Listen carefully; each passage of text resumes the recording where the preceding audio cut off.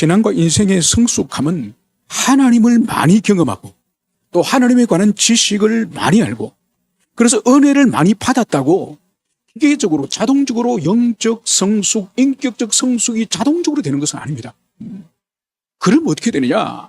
하나님이 은혜를 주시고 만나주시고 말씀을 깨달았을 때에 그 은혜를 계속 붙들고 있어야 됩니다. 그걸 놓지를 말아야 돼요. 계속 붙들고 어디까지 가야 되느냐? 순종의 자리까지.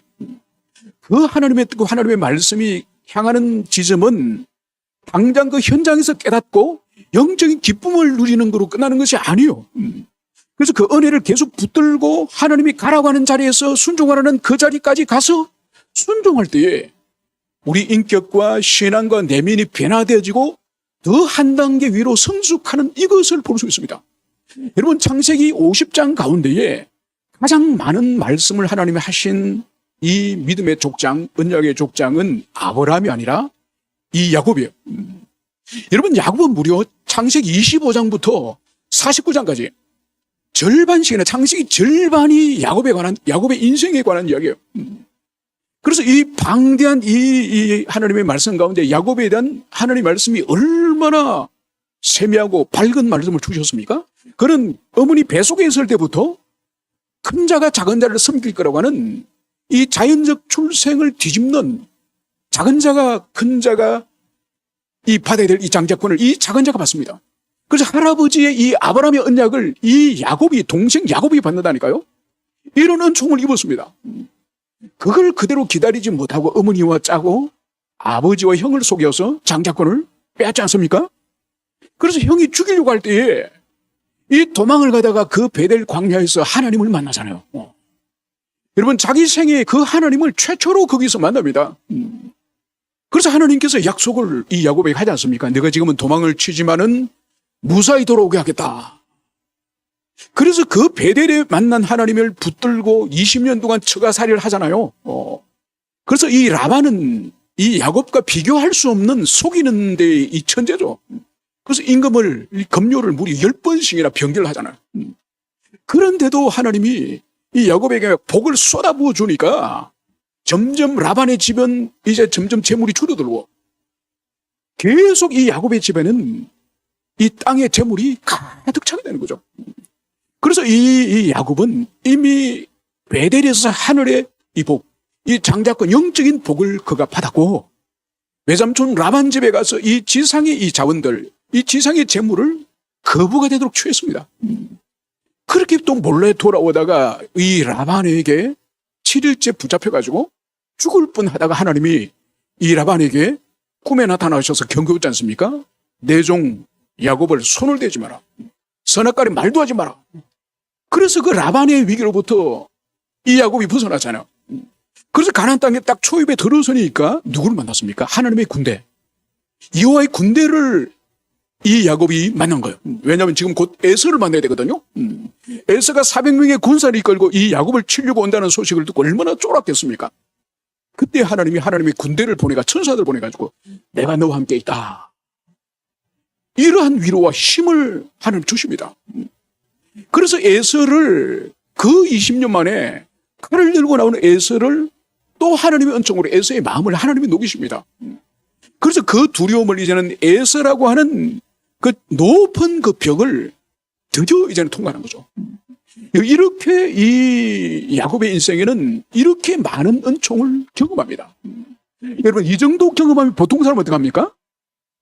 완전히 하나님 앞에 엎드리지 않겠습니까? 그래서 자신이 베델의 하나님, 마하나님의 하나님, 이 버니엘의 하나님 이렇게 하나님을 많이 경험하고 은혜를 경험했으면은 자신이 이제는 서원하였던 베델로 내가 돌아와서 내가 다시 고향으로 돌아오면 베델로 돌아와서 이곳에 하나님의 전을 짓고 하나님께 예배드리겠습니다. 그 가난한 마음으로 하나님께 서원하고 약속했던 그 약속을 지킬 것 같지 않습니까? 여러분 그러니까 야곱은 보통 사람이 아니에요. 보통 사람이 아니에요. 그 내면의 자아와 이 고집과 이 집착이 얼마나 강한 사람이 모릅니다. 결국은 어떻게 합니까? 버니엘에서 그 하나님 얼굴을 배웠고 에서의 마음을 녹여서 에서와 함께 울면서 통곡하면서 20년의 해후를 경험하고 이제는 어떡하죠? 베델로 갑니까? 베델로 가지 않죠. 야복강에서 한 16km 떨어지는 숫곳이라고 하는 곳으로 갑니다. 그곳에서 뭘 하느냐? 야곱은 자기를 위해서 집을 짓고 짐승을 위해서 우리가를 짓고. 여러분, 이 야곱과 이 팔레스타인의 이 사람들은 유목민들이에요. 집을 짓지 않습니다. 텐트에 거주합니다. 여러분, 텐트에 거주하는 이 야곱이 집을 지었다는 거예요. 그리고 짐승을 위해서 우리간을, 외양간을 지었다는 거예요. 이건 뭔가 아니라 그곳에서 한동안 살기를 원한다는 거예요. 이동하지 않고 살기를 원한다는 거예요. 여러분, 그러고 나서 또 좀 더 있다 우리가 오늘 마지막에 제일 처음에 읽었던 여기를 보면은 이제 숫곳에서 세겜으로 이동을 합니다. 세겜으로. 이 세겜으로 이동해서는 뭘 하느냐? 이 세겜에서 정착해 있는 원주민들에게 돈을 주고 이 부동산 땅을 삽니다. 여러분, 유목민, 계속 이동해 다니는 유목민이 부동산 땅을 산다는 의미는 뭔가요? 그 세겜성에 눌러 살고자 한다는 거예요. 눌러 살고자. 그래서 하나님께 서원하였고 자신이 그렇게 가난했을 때에, 마음이 가난했을 때 그렇게 작정하였던 베델에 올라감과 하나님께 베델에서 제사 드림을 잊어버리고 이 숫곳과 세겜의 이 야곱의 가정이 눌러 앉았음을 볼 수 있습니다. 여러분, 야곱은 이런 사람이에요. 하나님이 큰 은혜를 받아서 그때는 마음이 뜨거워지고 무엇이든지 헌신하고 할 것 같던 사람이지만은 문제가 해결되어지면은 또 자기 주장을 하고 자기 중심성을 발휘하고 자기 마음대로 하고. 여러분, 이게 이 야곱의 인생에 계속 되어집니다. 언제까지? 130살 될 때까지. 여러분, 130살 때까지. 여러분, 이게 이 믿음의 조상 12지파의 뿌리, 이 야곱의 인생이에요. 그래서 성경 속에 많은 인물 가운데 우리와 가장 유사하게 닮은 사람, 우리처럼 고집세고 하나님 말씀에 순종할 듯 할 듯 하면서 안 하고 자기 마음대로 하고, 여러분, 가장 야곱과 유사한 장면이 우리 가운데 있는 것이죠. 여러분, 아무튼 이 야곱이 왜 숫곳과 세겜에 머무르냐, 이걸 가지고 정확하게 성경은 말씀하지 않습니다. 어떤 사람은 20년 동안 외삼촌 라반 집에서 뼈가 빠지도록 고생을 했기 때문에 이제는 좀 쉬고 싶다는 그 욕구 때문에 베델까지 가지 못하고 그냥 숫곳에 눌러 앉았다. 또 어떤 사람은 이 버닐에서 이 하나님의 천사가 이 실험하다가 이 야곱의 이 환도뼈를 쳐버리지 않습니까? 그래서 다리 쫄빠리가 돼요. 평생, 요즘 같은 경우에 무슨 기부술 하고 또 정형외과 가서 치료하고 그러면 나을 수 있지만은 이 환도뼈가 부러졌기 때문에 평생 쩔룩이면서 장애인의 삶으로 살아가는 거예요. 그러니까 먼 거리를 이동할 수 없고 이동하지 못하고 그냥 숫곳에 눌러 앉아서 육체 회복과 또 에서를 만나면서 얼마나 긴장했겠습니까? 그 문제 해결되니까 영적 긴장이 풀리죠, 그죠? 그래서 숫곳에서 좀 쉬고 싶은 마음이 있다는 거죠. 아무튼 환경이 어떠하든지 간에 하나님과 약속을 짓게 되는 거죠. 여러분, 하나님의 백성은 자기 환경을 따라서 삶을 살아가는 존재가 우리는 아닙니다. 그 세상 사람은 그러겠죠. 우리는 하나님과 언약과 하나님의 말씀에 그러한 명령이 있다고 한다면 환경과 상황보다 우선해 줘야 될 것이 바로 하나님의 말씀과 하나님과 언약을 중심에 두게 되는 거죠. 그런데 야곱은 하나님과 서약이나 하나님의 언약이나 그것보다 자기 환경에 집중하였음을 그것을 볼 수 있습니다. 자, 그러면 이 세겜에서 땅을 사고 이 세겜에서 머물러 있을 때에 야곱이 얻는 것이 있겠죠. 여러분, 이 세겜성은 이미 아브라함 시대 때부터 발달한 상업도시예요. 그리고 주변에 넓은 초원이 있어가지고 짐승을 키우기 너무 좋고, 그리고 이곳에는 발달한 상업도시이기 때문에 무역을 하고 장사하기 아주 좋은 그런 곳이죠. 쉽게 말해서 사람 살기에는 베델보다 이 세겜성이 훨씬 번화한 문명도시라는 이것을 여기서 볼 수가 있습니다. 자, 그러면 이제 세겜에서 이 야곱의 집안을 이제 기다리고 있는 일이 무엇일까요? 이제 본문으로 이제 들어가면은 오늘 1, 2, 3, 4절에 보면은 오늘 레아가 이제 그 땅 여자를 만나러 나갔다가 히위 족속의 추장 세겜이라고 하는 남자에게 끌려가서 강간을 당한 이야기가 나옵니다.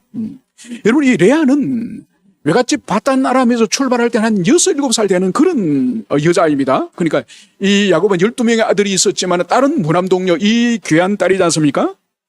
근데 이 출발할 때 이 6, 7살 정도 되는 이 아이가 지금 이 세겜성에 왔을 때는 이미 처녀가 다 성숙한 처녀가 된 거죠. 벌써 10년 이상의 긴 세월이 지났음을 여기서 볼 수 있습니다. 아무튼 이 디나는 세겜성 이 여자들하고 친분 관계가 있었음이 분명합니다. 그래서 이 세겜성의 그 여자들을 만나러 나갔다가 세겜성의 이 하몰이라고 하는 그 당시에 이 왕과 같은 그 집 아들 이 세겜, 그러니까 이 세겜성의 왕자 같은 사람이죠. 이 세겜에게 이제 성폭행을 당하였음을 오늘 성경이 기술을 하고 있습니다. 그런데 문제는 이 3절에 보면 이 강간을 했던 이 세겜이 이 디나를 사랑하게 된다는 것. 여러분 여기서 보면은 다윗의 아들 가운데에서 이 큰아들, 이 왕위 계승권자였던 이 암몬이 자기 이복 여동생을 강간하지 않습니까? 그런데 강간하기 전에는 그렇게 사랑한다고 가만히 있어도 속여가지고 강간을 했는데 그 인간이 어떡합니까? 그 여동생을 몸을 취하고 나니까 이 마음이 변화되어 버린 거죠. 그래서 그 여동생을 쫓아내지 않습니까? 여러분 거기에 보면 이 세겜은 사실은 의리가 있는 그런 사람이죠.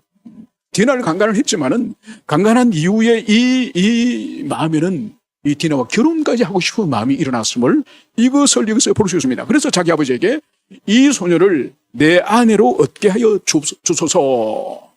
그래서 자기 아버지 하몰이 나서서 이제 야곱과 이제는 교섭을 해가지고 두 집안이 이제는 혼사를 치를 수 있도록 해달라고 오늘 이 이야기를 하는 것을 여기서 볼 수 있습니다. 여러분 여기서 또 우리가 볼 수 있는 것은 이 하몰이나 이 세겜, 이 히위 사람, 이 가나안 원주민 이 사람들의 도덕과 윤리를 여기서 볼 수 있습니다. 여러분 다른 집안의 딸을 육체적 유린을 했다고 한다면 이거는 엄연한 죄잖아요. 여러분 모세율법에는 성적으로 이렇게 유린하면은 이 사람은 돌로 쳐주게 됩니다. 이 세겜은 죽을 죄를 지은 거예요. 그런데 이 히위 족속들에게는 이 가나안 원주민들에게는 그런 죄의 관념이 없는 거예요. 권력이 있고 자신이 추장이고 권력이 있고 욕망이 있으면은 좌유 가질 수 있다는 것이 바로 이 이방인들의 생각인 것을 이것을 여기서 볼 수 있습니다. 아무튼 5절에 보면 야곱이 이 디나 사건을 이제는 들었습니다. 그가 그 딸 디나를 그가 들었듯함을 들었으나 자기 아들들이 들에 목축함으로 그들이 돌아오기까지 잠잠했고, 여러분 아버지가 이제는 이 외동딸 이 디나가 유린당했음을 듣고도 오늘 이 아버지의 반응은 뭔가요? 자식이 돌아올 때까지 어떤 분노나 어떤 대처를 하기보다는 아버지가 잠잠하였다고 성경이 기술하고 있습니다. 여러분 여기서 잠잠하다는 이 뜻이 이 히브리어로 이 뜻이 뭔가 귀머거리 같이 처신하다. 그러니까 못 들은 것처럼 지금 처신한다는 것. 여러분 이것은 절대로 아버지로서의 바른 지금 처신이 아니죠. 당장 군사를 몰고 와서 보복을 하는 것은 아니더라 할지라도 자기 딸을 유린한 것에 대해서 이 마음에 분노도 일어나지 않고 분노도 표현하지 않는 이것은 아버지로서 절대로 공정한 판단이 거죠. 여러분 우리가 알다시피 잠시 전에 말씀드렸던 것처럼 다윗의 아들 암몬이 그의 여동생을 유린했을 때 아버지 다윗이 다 들었습니다. 다 듣고도 어떡합니까? 3년이 지나도록 이 아버지가 이 왕자 암몬을 이것을 치료하지 않아요. 벌을 주지 않아요. 결국은 어떡합니까? 아버지의 비겁하고 공정하지 못하고 의롭지 못한 이 처신 때문에 결국 셋째 아들 이 압살롬이 일어나서 형을 찔러 죽입니다. 아버지가 치려야 하지 않으니 동생이 결국은 형을 찔러 죽이는 이러한 집안에 큰 일이 일어나는 거죠. 여러분 지금 이 야곱의 처신은 지금 절대로 정당하지 않습니다. 그래서 이제 6절에 보면 이 세겜의 아버지 하몰이 이제 야곱에 와서 결혼의 문제를 상의할 때에 들에 나갔던 이 야곱의 아들들이 다 돌아옵니다. 그래서 심히 놓았더라. 이 오빠들은 지금 심히 노하였음을 이것을 볼 수 있습니다. 여러분 이 노하는 것은 이중적으로 우리가 생각할 수 있습니다.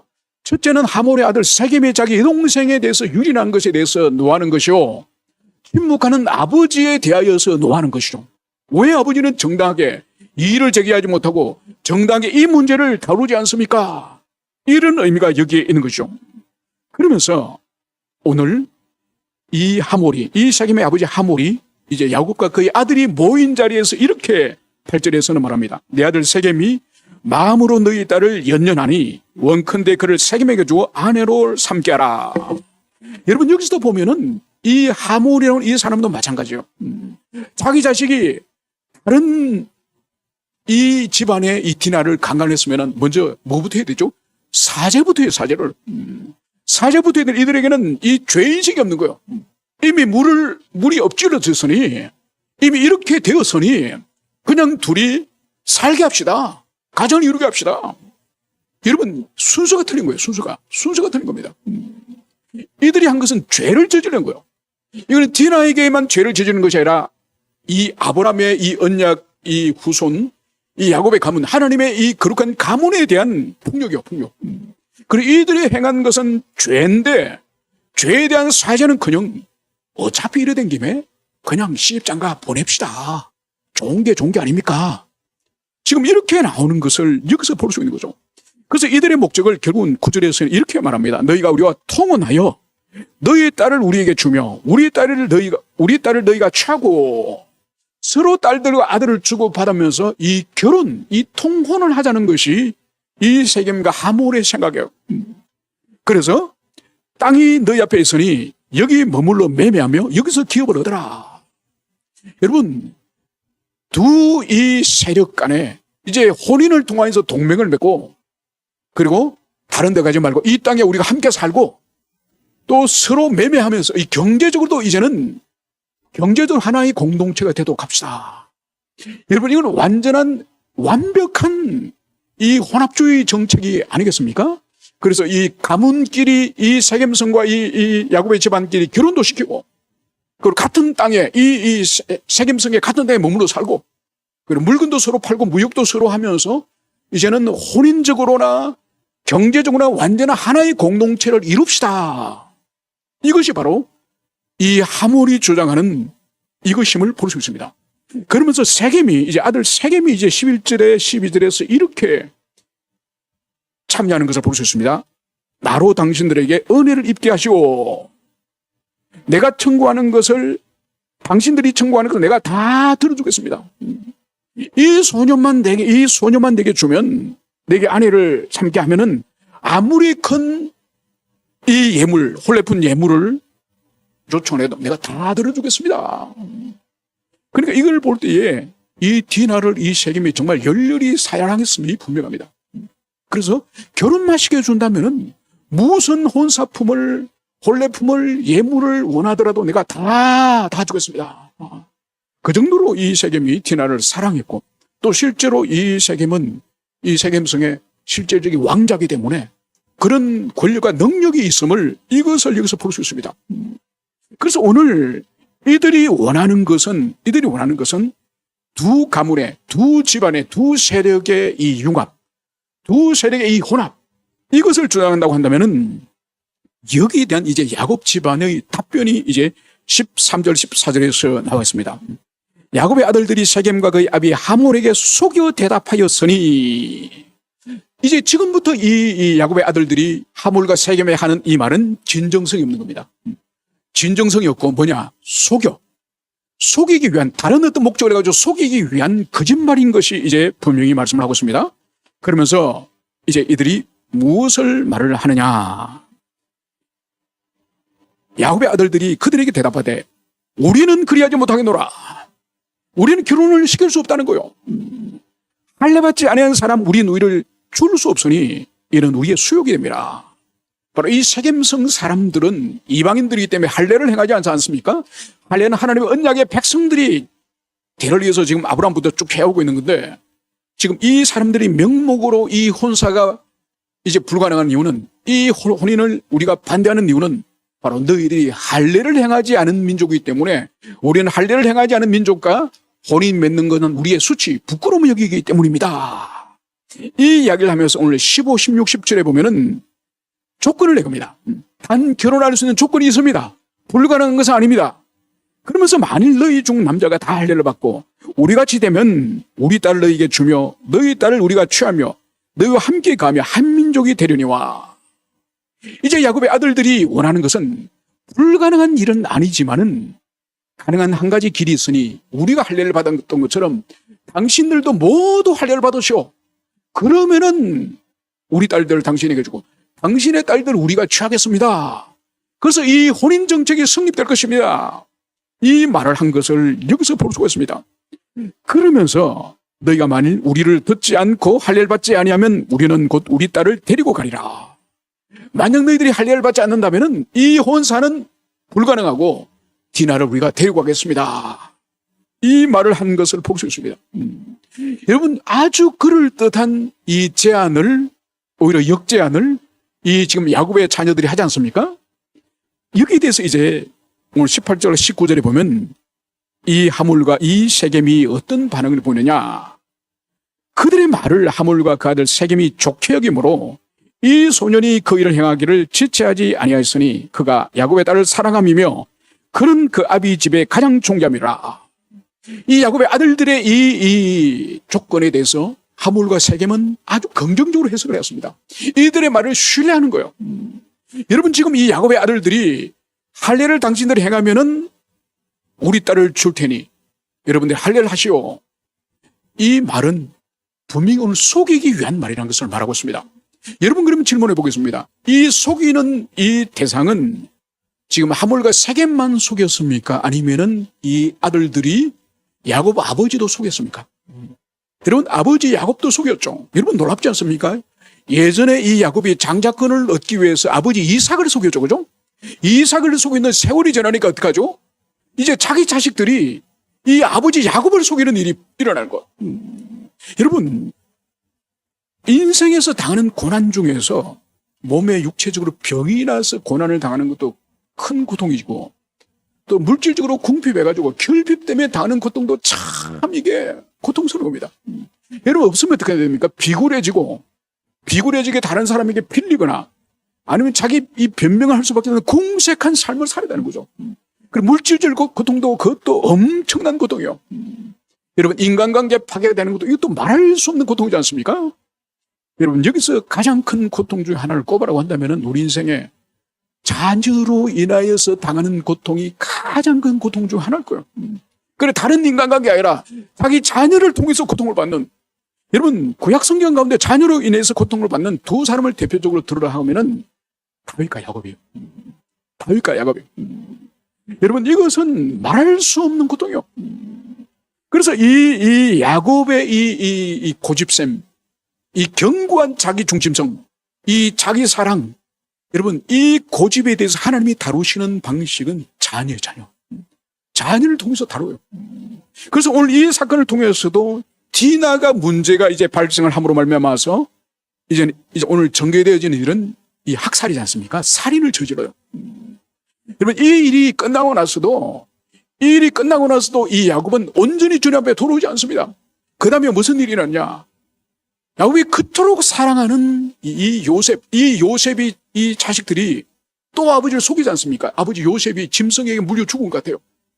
그럼 하늘이 무너지는 경험을 이 야곱이 하지 않습니까? 요셉이 죽었다는 소식을 듣고. 여러분, 그래도 이 야곱은 꺾어지지 않은 사람이에요. 나중에 누구까지 이제 그 생명이 이제는 걸리느냐? 요셉 죽고 나서 이제는 마지막 자기 사랑하는 이 여자 라헬에게 마지막 남은 이 베냐민 하나 남았는데 이 베냐민을 데려오라는 거예요. 그게 이 야곱의 130세 때 일이에요. 그래서 이제는 죽으면 죽으리라. 그 마음을 가지고 드디어 베냐민을 이제 내어놓는 거죠. 그게 130세까지 계속 그런 환란의 중심에는 자녀가 자녀. 이 자녀가 이 야곱을 깨뜨리고 야곱을 꺾는 중요한 도구가 이 자녀죠. 물론 나중에 모든 이 고난과 역경을 이제는 드디어 베냐민을 내어주면서 어떻게 됩니까? 역전이 되죠. 죽은 줄 알았던 요셉이 이집트 제국의 총리가 되어서 나타나지 않습니까? 그래서 자녀로 인한 모든 고난을 또 다른 자녀 요셉을 통해서 영광을 회복하는 그 또한 자녀 문제.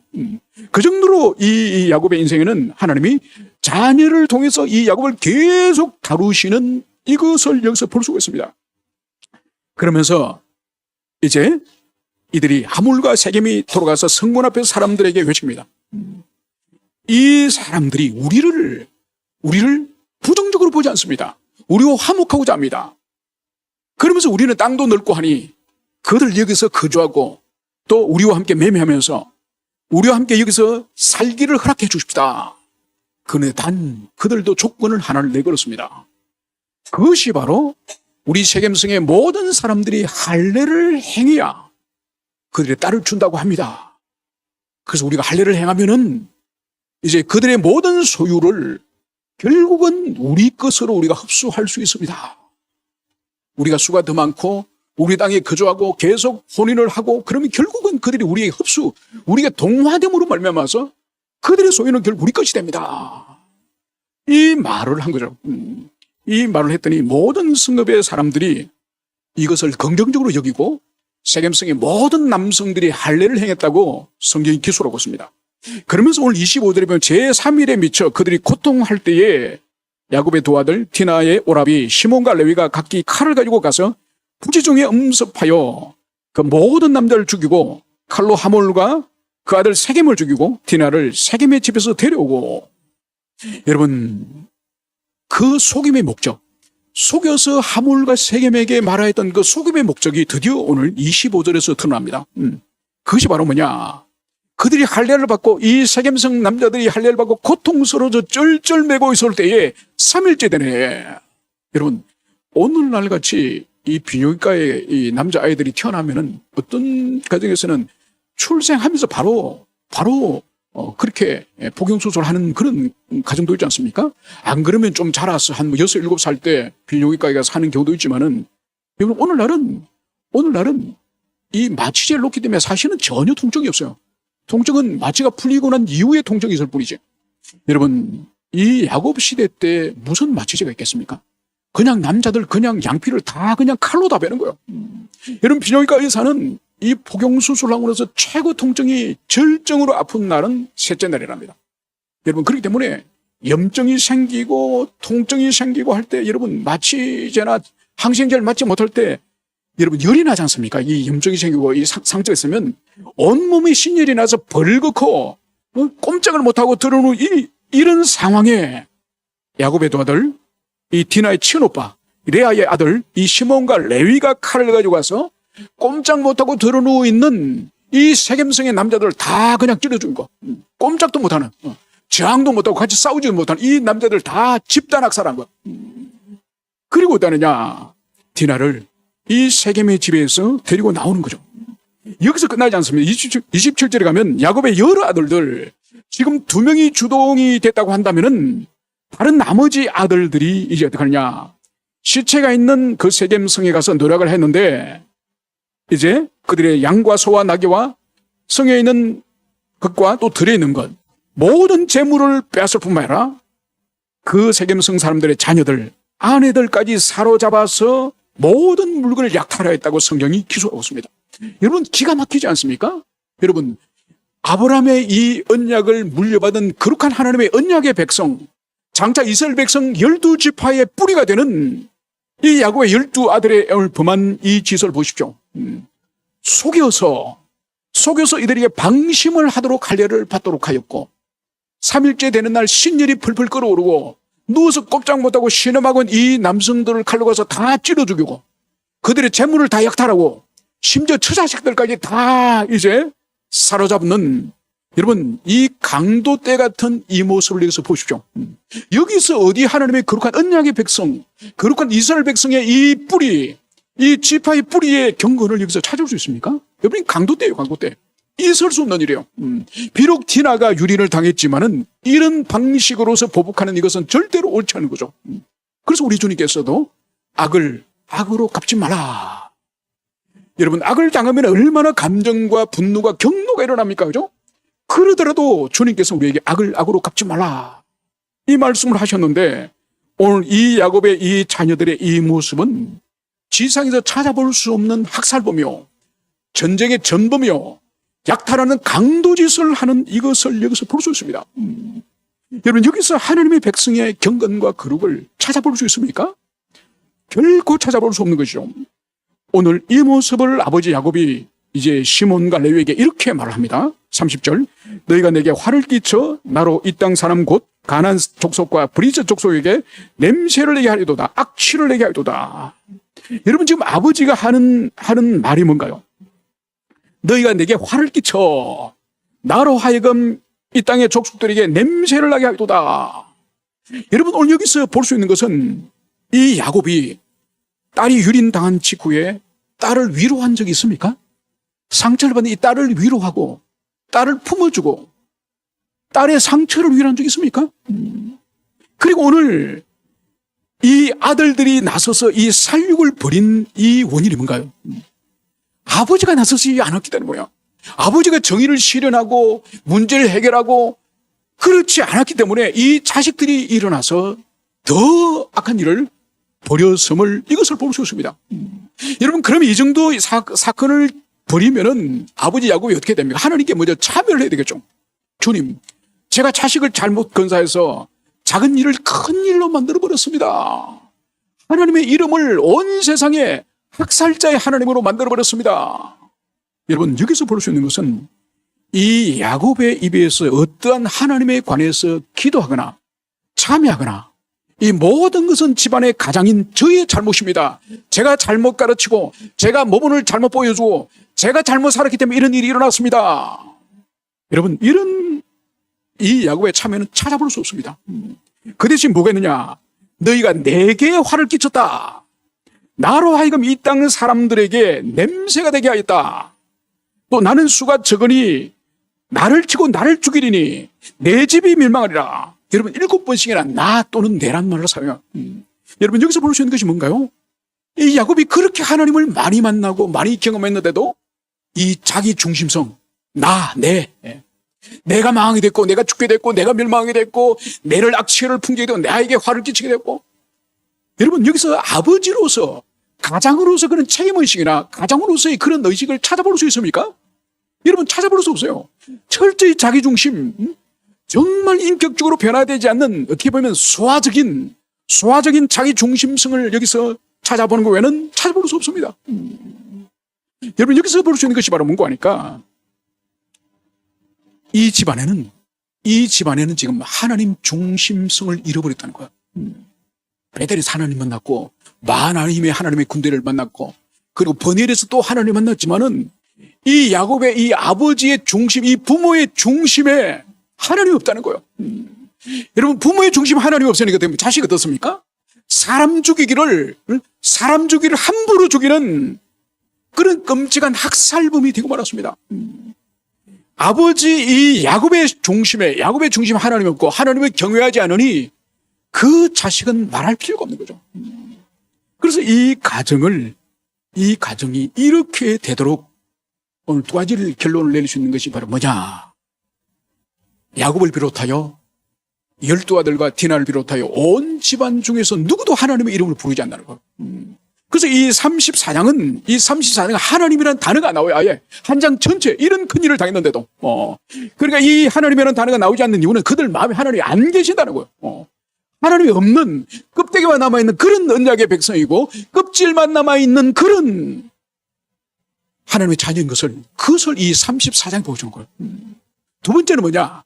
하나님도 이들의 가족에 대해서 이 34장의 이 시간 동안에 하나님도 침묵하세요. 여러분, 34장에 이렇게 사람을 죽이고 이 디나가 강간을 당하고 이런 일들 가운데 하나님은 나서십니까? 안 나서십니다.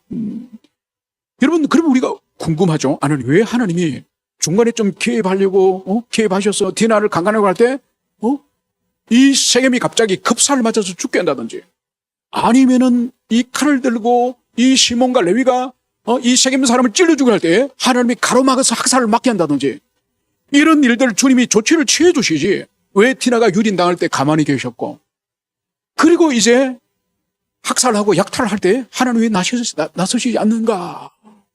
여러분, 뭘 하나님이 지금 이 야곱과 그의 자녀들이 뭘 보여주려고 하는 거 하니까, 너희들 마음에 하나님이 없다. 너희가 이제 하나님이 실질적인 하나님의 왕이 아니다. 너희들은 하나님의 인도함을 받지 않는다. 하나님 아무런 관계없는 껍데기만 신자, 껍데기만 하나님의 백성이다. 이것을 주님이 증명하여 보여주기 위해서 주님이 일체 그들이 하고자 하는 대로, 그들이 욕망이 쫓는 대로 주님이 내버려 두시는 거예요. 여러분, 이것을 우리가 이 본문을 통해서 이것을 우리가 봐야 합니다. 그러면서 이제 35장이 되면은 35장 1절에 34장 한 장의 전체에서 주님이 침묵하시고 전체 동안에 한 번도 하나님을 부른 적이 없는 그 야곱의 집안에 오늘 35장 1절에 오늘 하나님이 야곱에게 이르시되, 드디어 하나님이 찾아오신 거예요. 야곱과 그의 아들이 우리 집안이 망하게 됐는데 우리가 기도회를 하자, 하나님을 찾자, 하나님께 부르짖자, 하나님의 도움을 받자, 이런 말을 한 것이 아니라 하나님이 야곱의 집안에 찾아오셔서 야곱에게 하나님이 먼저 말씀하시는 거예요. 찾아오시는 거예요. 여러분, 이것이 하나님과 우리와의 관계를 보여주는 거예요. 여러분, 우리는 어떤 악을 저지르고 어떤 죄와 실패 속에 떨어지더라도 우리는 하나님을 먼저 찾지 않습니다. 하나님이 말씀을 보내주시든지 하나님의 사람을 보내주시든지 하나님 어떤 역사를 하나님 편에서 일으킬 때에 우리가 주님 앞에 반응을 할 수 있는 거예요. 그래서 오늘 주님이 오셔서 야곱에게 무슨 말씀을 하시죠? 일어나 베델로 올라가서 거기 거하며, 이 세겜성에 머물지 말라는 거예요. 여러분, 세겜성에 이 야곱이 땅을 사가지고 거기 제단도 샀고 거기서 하나님께 제사도 드렸습니다. 여러분, 그렇지만 하나님은 하나님의 약속했던 베델로 올라가서 제단을 쌓고 제사를 드리겠다고 약속을 했는데, 이 야곱은 세겜에서 제단을 쌓고 하나님께 제사를 드린 거예요. 여러분, 겉으로 볼 때는, 겉모습을 볼 때는 이 야곱이 세겜에서도 하나님을 섬긴 것처럼 보이지만은 하나님 편에서는 하나님이 주신 방법과 하나님과 언약을 따라서 섬기는 것이 하나님 섬기는 것이, 지 마음대로 섬기는 것이 하나님 섬기는 것이 아니에요. 그래서 오늘 주님이 정확하게 말씀하죠. 일어나 베델로 올라가서 거기 거하며, 베델로 올라가서 베델에서 거하며 살아라는 거예요. 그래서 네가 내 형 에서의 낯을 피하여 도망하던 때에 네게 나타났던 하나님께 거기서 단을 사라. 이 세겜을 떠나고 베델로 올라가서 그래서 네 형 에서를 두려서 도망쳐들 때 그때 만난 베델 하나님, 그 하나님께 네가 약속했던 것처럼 약속을 지켜라. 이 말씀을 주님이 하시는 거죠. 여러분, 이 말씀에 배우는 그 배우의 근본적인 의미는 뭐가 있습니까? 네가 이 세겜에서 당한 이 환난, 이 당한 이 환난의 궁극적인 것은 베델로 올라가서 하나님을 만나고 하나님을 섬기고 살았다고 한다면은 너의 가정이 안전할 텐데, 네가 이 땅의 복락과 이 땅의 번영과 이 땅의 풍족함을 누리기 위해서 숫곳과 세겜에 머물면서 너희 가정은 풍족을 원하고 평안을 원하고 번영을 원했지만 너희들이 만난 것은 폭력이고 유린이다. 이것을 주님 말씀하시는 거예요. 여러분, 이 원리 오늘날도 똑같습니다. 여러분, 이 세상에 우리는 순간순간 선택의 순간을 우리는 살아갑니다. 그래서 주일날도 우리가 뭘 할 것인지, 주중에도 우리가 뭘 할 것인지, 주님이 주시는 것을 뭘 할 것인지, 주님이 주신 물질로 시간을 뭘 할 것인지, 여러분, 우리는 평생을 순간순간의 선택의 기로에 있습니다. 여러분, 그때 우리가 욕망이나 우리 환경과 우리 상황을 따라 선택을 하면은 그것은 바로 세겜을 선택하는 거예요. 세겜을 선택하는 것은 여러분, 일찍이 이 야곱의 당숙, 야곱의 당숙이 누군지 아십니까? 야곱의 당숙 롯입니다. 롯. 여러분, 소돔성이 불타버릴 때에, 망할 때에 모든 재물을 잃어버렸던 이 롯은 이 야곱의 당숙 아저씨가 돼요. 여러분, 이 야곱의 오늘 이 삶은 일찍이 그의 당숙 롯의 삶과 정확합니다. 세겜에 머물렀던 이 삶은 소돔성에 머물렀던 삶과 정확히 욕망도 일치하고 멸망도 일치하는 이것을 여기서 볼 수 있습니다. 그러면서 이제 야곱은 하나님께서 베델로 올라가는 이 말씀을 이제 받아서 자기 집의 모든 사람들에게 이렇게 말합니다. 너희 중에 이방신상을 부리고 자신을 정결케 하고 의복을 바꾸라. 우리가 일어나 베델로 올라가자. 나의 환난 날에 내게 응답하시며 나의 가는 길에서 나와 함께 하신 하나님께 내가 거기서 단을 사리라. 여러분, 오늘 야곱은 자기 집 식구들 향해서, 식솔 향해서 제일 먼저 무슨 말을 하죠? 너희 중에 이방신상을 부리고 자신을 정결하게 하고 옷을 바꾸라. 여러분, 야곱의 집안, 겉으로는 하나님을 섬기고 하나님의 언약 백성이고 제사를 계속 드렸던 그런 가족이지 않습니까? 그런데 그 가족들이 뭘 가지고 있다고요? 이방의 우상들을 가지고 있다는 거예요. 우상 숭배자들이, 그 집안 식구들이 겉으로는 하나님의 예배하는 자들이 있지만 속으로는 이방의 우상을 소유하고 있는 그런 사람인 것을 이 야곱이 알고 있는 거예요. 알고 있었지만은 지금 이 일이 이렇게 사달이 나기까지 이 야곱은 묵인했습니다. 자기 가족들이 우상 숭배자라는 것을 알고도 묵인하고 세겜에 눌러 앉은 것이죠. 그러니까 롯이 소돔성의 사람들과 관계를 맺으면서 소돔성의 그 가치와 사상들이 그의 딸들에게, 사위들에게 감염됐던 것처럼 이 세겜성의 우상 숭배의 이 관습이 이 야곱의 집안에 다 퍼져버린 거죠. 그래서 그 가족 식구들이 이 이방 신상을 엄밀히 숨기고 이방 신상을 숭배했다는 이것을 볼 수 있는 거죠. 그래서 그것을 다 버려라. 그리고 옷을 의복을 바꾸라. 이러면 의복을 바꾸는 단순히 옷을 갈아입으라는 뜻이 아니죠. 그죠? 옛 삶을 버리고 옛 삶의 습관을 버리고 새로운 삶을 살 것을 촉구하는 이것을 볼 수 있습니다. 그러면서 일어나 우리가 베델로, 하나님이 계신 베델로 올라가서 거기서 제단을 쌓자. 이렇게 말을 하면서 오늘 35장 4절에 보면 그들이 자기 손에 있는 모든 이방 신상과 자기 교회에 있는 고리를 야곱에게 주는지라. 야곱이 그것들을 세겜 근처 상수리 나무 아래에 묻고, 여러분 이제 야곱 이 가장의 이 말을 들었던 사람들이 다 감춰줬던 이방 우상을 다 내놓습니다. 그리고 귀에 있는 귀고리, 여러분 이 귀고리 또한 금이나 이 귀금속으로만 이것 또한 우상의 모양이라는 거죠. 이 귀걸이 이 장신구 또한 우상의 형상을 새겨지기 때문에 다 이것을 내놓습니다. 그래서 야곱이 그것을 받아서 어떻게 하느냐, 세겜 근처 상수리 나무 아래 묻고, 모든 우상을 이제 자신들이 떠나는 베델로 떠나기 전에 자신들이 그동안 살았던 그 세겜의 상수리 나무 안에 이 우상을 다 묻어버리는 거. 이것은 죄된 모든 삶의 이 양태들을 이제는 청산한다는 의미가 바로 상수리 나무 안에 이 우상과 귀고리를 땅에 묻었다. 이런 의미가 여기 있는 거죠. 여러분 이 행위는 상징적인 의미에서 우리에게 아주 큰 교훈과 가르침이 있습니다. 여러분 지금도 우리들에게 있어서는 우리 내면 속에 하나님이 싫어하는, 하나님이 혐오하는 이방의 우상과 같은 그런 존재들이 우리 속에 있습니다. 또 귀걸이 같은 그런 우상이 우리에게 있을 수 있습니다. 그것을 어떻게 해야 된다고요? 다 내어놔야 됩니다. 내어놓고 상수리 나무 안에 땅을 깊이 파서 그곳에 묻어버리는, 죄를 청산하는, 죄와 결별하는, 이 악한 삶을 결별하는, 불순종의 삶을 결별하는 이런 결단을 보여주는 것이 바로 상수리 나무 안에 우상을 파묻는 이 행동인 것을 볼 수 있습니다. 지금까지는 이 우상을 붙들고 복을 빌고 자신의 삶을 의탁하고 인생에 고난이 있고 역경이 있으면은 거기에 이제 도움을 구했다고 한다면은 모든 것을 이제는 상수리 나무 안에 파묻어버리고 그 세겜 땅을 떠나라. 이것이 바로 오늘 주님의 이 가르침인 것을 볼 수 있습니다. 그래서 오늘 5절 드디어 그들이 행동합니다. 그들이 발행하였으나 하나님이 그 사명 골들로 크게 두려워하신 거로 야곱의 아들들을 추격하는 자가 없었더라. 여러분 주변에서 이 세겜성 사람들이 지금 몰살을 당했는데 그 주변에 많은 민족들이 있을 거지 않습니까? 그들이 연합해가지고 이 야곱의 이 인간들 놔두면 안 된다. 이 손을 보자. 반드시 보복하지 않겠습니까? 하나님이 어떤 형태로 개입하셨는지 이 주변 이 모든 성읍에 큰 두려움이 임했다는 거죠. 하늘에 그 순간에 번개가 임했는지 아니면 천둥이 임했는지 어떤 형태의 그 주님의 두려움이 임했는지 성경 기술하고 있지 않지만 누가 보더라도 하나님이 간섭하셔서 이들로 하여금 저항하지 못하도록 이 야곱의 집안을 공격하지 못하도록 주님이 섭리하셨음을 보여주는 것이 바로 이 5절의 말씀입니다. 그래서 결국 6절 7절에서는 이렇게 기술합니다.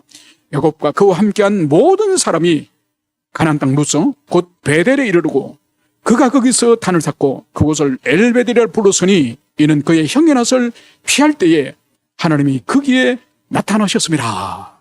이들이 결국은 이 세겜을 출발하여서 이제 베델에 드디어 당도했습니다. 그리고 이곳에서 제단을 샀고 드디어 하나님께 제사를 드렸음을 볼 수 있습니다. 여러분 오늘 야곱은 베델을 떠나서 파단 아람에서 20년 머물고 또 그들이 숫곳에 와서 오랫동안 머물고 세겜에서 또다시 머무르지만 결국은 어디로 갑니까? 원래 베델로 가는 거예요. 여러분 베델에서 파단 아람에서 올라갔다 돌아왔으면 베델로 처음 갔으면 좋았을 텐데 처음부터 베델로 갔으면 좋았을 텐데 그 긴 세월을 돌아서 결국은 어디로 옵니까? 결국은 베델로 돌아오는 거예요. 여러분 이게 불순종의 삶을 사는 하나님 백성의 삶의 루트예요. 여러분 야곱은 지독한 고집의 사람이요, 지독한 집착의 사람이고 이기적인 사람이고 지독한 자기의 목표를 따라서 움직이는 사람이에요. 하나님의 관심은 별로 없습니다.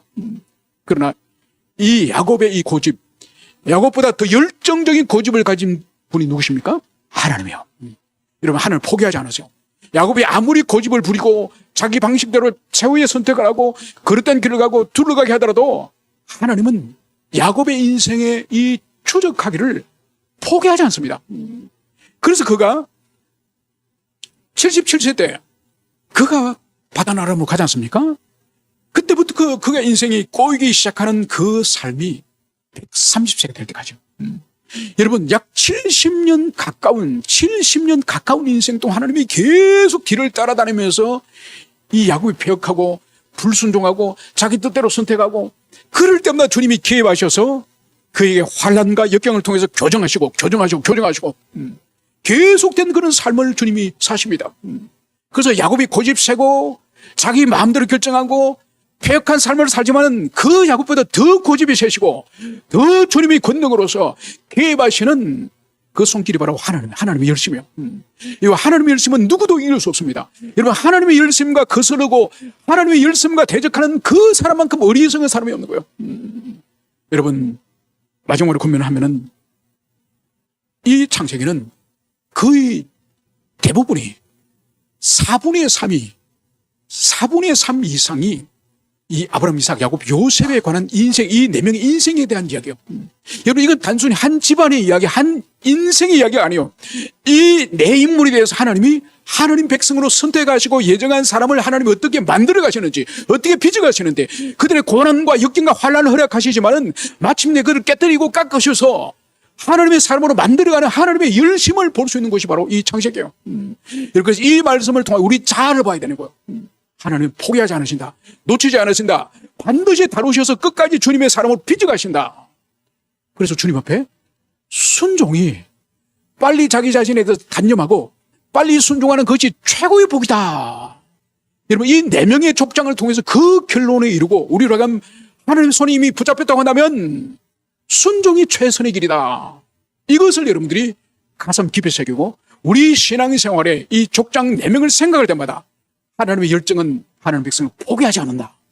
그들에게 고난과 역경을 허락하시면서까지 그들의 삶을 뒤집어 보시면까지 주님은 고치시고 추적하시고 따라오셔서 그들을 변화시키시는 분이다.